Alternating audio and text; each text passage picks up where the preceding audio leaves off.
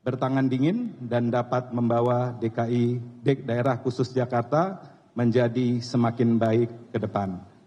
Terakhir, Kang Emil, Ustadz Suswono, kami juga menitipkan perjuangan Partai Demokrat di DKI Jakarta. Kami hadir di sini juga didampingi para pimpinan DPD kami, pimpinan DPC hingga pengurus ranting serta anggota DPRD Partai Demokrat di DKI Jakarta. Demikian, terima kasih, kami siap berjuang untuk Jakarta baru, Jakarta maju.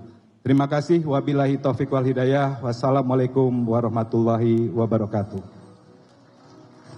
Yang tadi kita dengarkan adalah sambutan dari Sekjen Partai Demokrat Teguh Rifki. Dan tadi yang ia sampaikan sedikit adalah ia juga menitipkan perjuangan Demokrat untuk di Provinsi Jakarta. Kita lanjutkan lagi dialog bersama dengan Prof. Muradi. Prof, lagi-lagi kita bahas soal koalisi raksasa 12 partai politik. Sebenarnya kalau analisis Anda, sebenarnya apa yang begitu menggiurkan sampai 12 partai politik bisa begitu saja bergabung dengan Kimples, atau justru apakah ada situasi yang membuat mereka tidak bisa menolak untuk bergabung, Prof? Ada 3 hal, Mbak. Yang pertama memang ini menyangkut soal masa depan mereka di pemerintahan yang baru. Ini saya kira juga bukan perkara mudah karena nggak semua partai juga punya daya tawar yang besar. Nah, yang kedua ini menyangkut soal garansi. Jadi kan memang dalam politik itu kan memang ada seperti berjudi ya. Jadi memang sering kerap kali misalnya apa yang bisa diberikan itu yang kemudian mereka berikan untuk masa depan mereka di pemerintahan selanjutnya. Ini juga salah satu yang saya kira perlu dilihat secara komprehensif. Kenapa? Karena uniknya karena Gerindra belum kelihatan ini ya kemudian dominasi untuk manage Kimples ini kan. Sebelumnya Pak Dasko kan juga melakukan upaya tersebut, tapi justru kemudian yang hari ini yang saya lihat memang lebih banyak teman-teman di Partai Golkar ya. Nah, itu yang kedua. Nah, yang ketiga ini saya kira juga menjadi isu bersama di media sosial dan media mainstream ya, berkaitan soal misalnya sandera politik.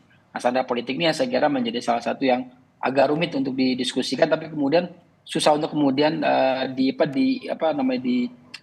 ada hal yang kelihatan, jadi berasa tapi tidak kelihatan. Ini yang saya kira perlu dilihat secara komprehensif oleh publik. Kenapa? Karena itu ini agak unik karena seperti kerbau dicucuk hidungnya, mereka kemudian ikut saja. Itu yang saya kira menjadi poin ketiga ini yang kemudian membuat mereka pada akhirnya tidak punya pilihan lain selain ikut dalam gerbong yang besar ini, Mbak Cindy. Oke, Prof. Muradi, tapi kan untuk Pak Suswono sendiri, PKS kan baru bergabung bisa dibilang di akhir-akhir Kimples nih sebelum deklarasi, tapi kemudian dapat kursi Cawagup. Kalau penerimaannya di Kimples sendiri, dinamikanya gimana sih, Prof?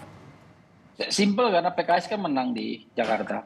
Yang kedua juga memang ini juga menurut saya penghormatan ya ke PKS sendiri karena mereka punya kursi yang cukup besar di pemerintah. Karena begini, kalau nanti misalnya katakanlah kita berandai misalnya RK dengan Kaisang, itu kan akan ada satu dinamika yang tidak bisa terkondisikan ketika ada di DPRD provinsi. Ini yang saya kira juga perlu kemudian dipertimbangkan betul. Nah, artinya penghormatan terhadap PKS karena mereka menang. Yang kedua juga dinamika yang terbangun ini nyaman. Kenapa? Karena targetnya bukan target di Jakarta, Mbak Cindy. Saya bilang target ini ada di pemerintahan baru. Ini pemerintahan baru akan menghitung ulang sebenarnya kira-kira dari sekian jumlah partai tersebut akan dapat apa nanti di pemerintahan. Apakah menteri, wakil menteri, kepala badan, dan seterusnya. Itu yang saya kira menjadi penghitungan betul. Di luar dari itu memang pasca Oktober ini kan juga jeratan saya nyebutnya sebagai sandera politik tadi ya, itu kemudian tidak begitu kuat pasca 20 Oktober. Artinya apa? Artinya mereka bisa kemudian memberikan investasi politik untuk di awal sampai kemudian pada akhirnya mereka mendapatkan apa yang menjadi bagian penting dalam koalisi pemerintahan yang akan datang, begitu Mbak Cindy. Oke,